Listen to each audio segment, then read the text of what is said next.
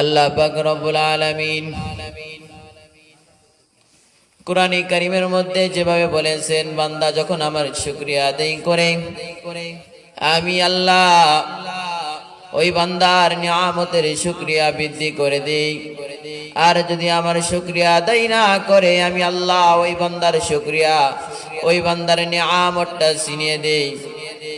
এই জন্য এটা আমার কোনো কথা না, আমার মুখের কোনো কথাও না, এটা মহান রব্বে কারিমের পক্ষ থেকে কথা। যে বান্দা তুমি যে নিয়ামত পেয়েছো, যে নিয়ামত পেয়েছো, তুমি ওই নিয়ামতটা দেখো, ওই নিয়ামতের শুকরিয়া আদায় করো। তোমার মতো কত মানুষ, তোমার মতো কত যুবক, তোমার মতো কত বৃদ্ধ, তোমার মতো কত ছোট্ট ছোট্ট সোনামণি, হাত নাই, পা নাই, কান নাই, চক্ষু নাই। যদি তাদের কাছে তুমি জিজ্ঞাসা করতে চাও, জিজ্ঞাসা করতে পারো।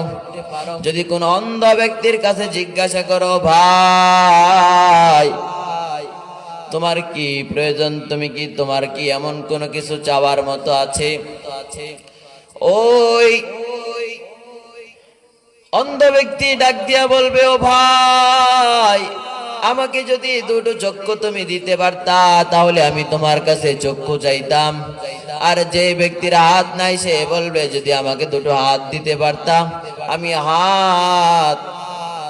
হাত চাইতাম তোমার কাছে। এরে মুসলমান, ভুলে গেলে চলবে না। আজও বাংলার জমিনে এমন বড় বড় হাসপাতাল দেখা যায়। এই বাংলার জমিনের মধ্যে ময়মনসিংহ জেলায় একটা হাসপাতাল আছে। ময়মনসিংহের মধ্যে হঠাৎ একদিন ওই হাসপাতালের মধ্যে যাওয়া হলো প্রয়োজন অনুপাতে।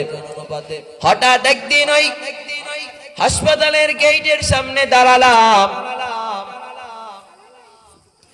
দেখা যায় কত বৃদ্ধ ঠেলা গাড়ির মতো ঠেলে ঠেলে নিতেছে বৃদ্ধ, কত বাচ্চা, কত মা, যারা হাতটা নড়াতে পারে না, পাটা নড়াতে পারে না, চক্ষু নড়াতে পারে না। কেমন অবস্থা, তাদের দিকে তাকাই, চোখের পানি আর ধরে রাখতে পারি না। তাদের দিকে তাকালে আল্লাহ পাকের ওই কুরআনের আয়াত মনে পড়ে গেল, লাইন শাকারতুম লাযীদান্নাকুম ওয়া লাইন কাফারতুম ইন্না আযাবি লাশাদীদ। আল্লাহ পাকের কুরআনের ওই আয়াতটা মনে পড়ে গেল, চোখের পানি আমি ধরতে পারি না, এমন করুণ অবস্থা হয়ে গেল। তখন আমার মনে মনে চিন্তা এলো, আহারে যখন বান্দার ওই হাত পা সুস্থ থাকে, সবল থাকে, বান্দা যদি ইবাদত না করে, যখন ওই হাত পাগুলো যখন দুর্বল হয়ে যাবে, তখন তারা কেমন করে আল্লাহ পাকের দরবারে ইবাদত করবে, আল্লাহ পাকের দরবারে তারা হাত উঠাবে, আল্লাহ পাকের দরবারে শুকরিয়া আদায় করবে। আল্লাহ পাক রব্বুল আলামিন এই জন্য কোরআন কারীমের মধ্যে বলেছেন, লাইন শাকারতুম ওয়া লাযীদান্নাকুম ওয়া লাইন কাফারতুম ইন্না আযাবি লাশাদীদ। বান্দা আমার নিয়ামত বেশি বেশি করো, নিয়ামতের শুকরিয়া বেশি বেশি করো, আমি তোমার নিয়ামত বৃদ্ধি করে দেব। আর যদি নিয়ামতের শুকরিয়া আদায় না করো, আমি আল্লাহ তোর যে নিয়ামত দিয়েছি তোর থেকে নিয়ামত ছিনিয়ে নিব। মুসলমান ভাইরা আমার, এই নিয়ামতের দিকে লক্ষ্য করলে দেখা যায় মানুষের মধ্যে দুইটা নিয়ামত খুবই জরুরি, খুবই গুরুত্বপূর্ণ। এক নম্বর হলো তার মা, উম্মি, আমার মা। দুই নম্বর হলো আবি, আমার পিতা। যার এই দুইটা জিনিস আছে, কেউ এই দুইটা জিনিসকে কদর করতে বুঝে না।